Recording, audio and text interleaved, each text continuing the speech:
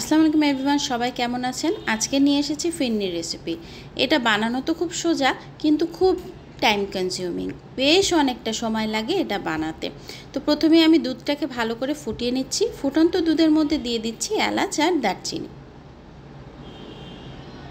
তারপরে এটার মধ্যে আমি আগে থেকেই আমি ব্লেন্ড করে রেখেছিলাম চাল আর দুধ মিক্সড করে ব্লেন্ড করে রেখেছিলাম, যাতে চালটা একদম গুঁড়া গুঁড়া হয়ে যায়।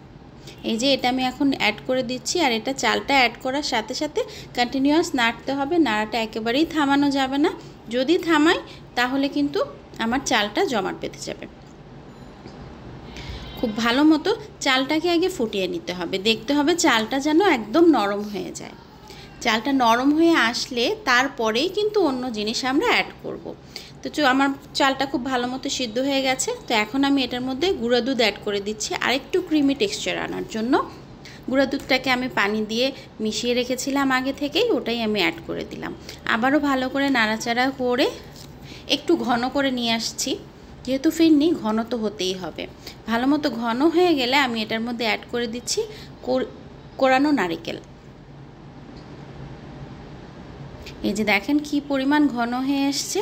এখন চিনি দিতে হবে। চিনি যেহেতু দুধটাই অনেক ঘন হয়ে গেছে, তো চিনি খুব বেশি প্রয়োজন হবে না। আমি 3 টেবিল চামচের মতো চিনি অ্যাড করছি।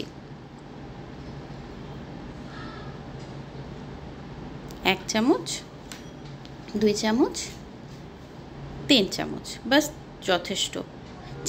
চিনিটা গলে গেলেও কিন্তু একটু পানি বের হবে। চিনিটা দেওয়ার পরেও আমি আরও কিছুক্ষণ চুলাতে রাখবো। ফিরনি মানেই ঘন হতে হবে, এটাই তো ডিফারেন্স ফিরনি আর পায়েসের সাথে, তাই না?